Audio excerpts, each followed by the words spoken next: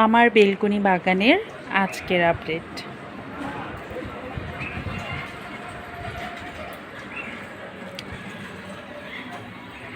ছোট কাটা মুকুটে এই যে কুড়িগুলো ছিল সেগুলো ফুটে গেছে।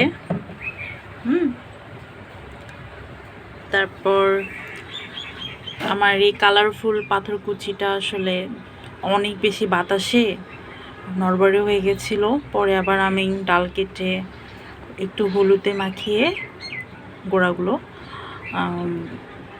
অ্যালোভেরা একটু জেল লাগিয়ে তারপর আবার মাটিতে বসিয়েছি।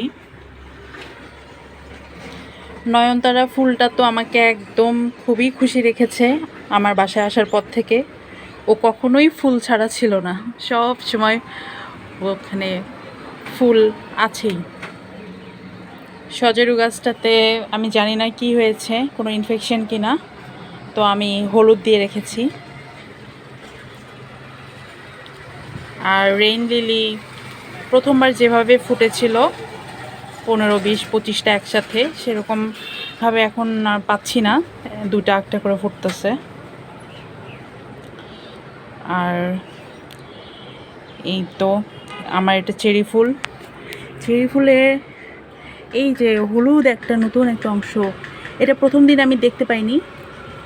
ফুলটা খুব সুন্দর।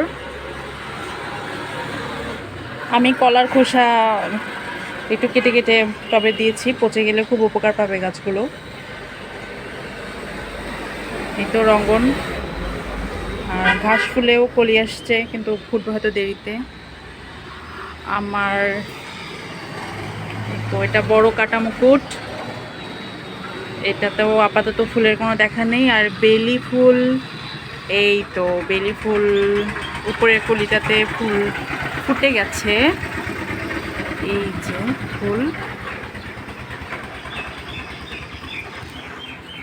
আর একটু কাছ থেকে দেখাই,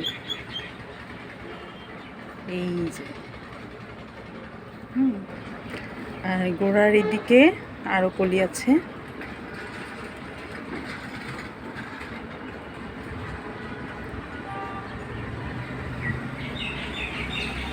কৈলাস গাছটা আমার তো খুব পছন্দের, বলেছিলাম। একটু মাটি এনে রেখেছি, নতুন গাছ পেলে যেন মাটির অভাব না হয়। লেবু গাছটা মোটামুটি হচ্ছে। লাকি ব্যাম্বু বাইরে নিয়ে এসেছি। এই তো আমার বেলকনি বাগানের আপডেট আজকে, মোটামুটি আর কি যতটা যা পারছি করছি। এখানে আসলে ভালো লাগে।